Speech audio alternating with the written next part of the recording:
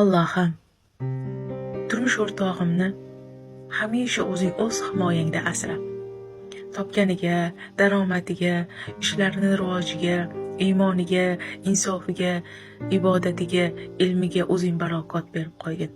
Allohim, oilamizni hamisha mustahkam qilgin.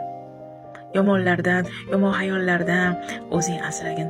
Allohim, turmush o'rtog'imni menga bo'lgan sevgisiga, mehriga, muhabbatiga, sadoqatiga, oilamizga bo'lgan mas'uliyatiga o'zing barakot bergin. Allohim, hamisha sog' salomatlikda, birdamlikda, xayrli ishlaringda bardavom qilgin. Allohim, Robbisini, turmush o'rtog'ini rozi qilgan bandalar qatorida qilgin. Turmush o'rtog'imni, meni, muhabbatimni birgalikda qilgin. Qalblarimizga tutashtirgin Robbim. Allohim, turmush o'rtog'imni rozi qilib, soliha, muslima ayol bo'lib, o'zing rozi bo'lgan bandalaring qatorida bo'lishligimga o'zing menga kuch-quvvat ber.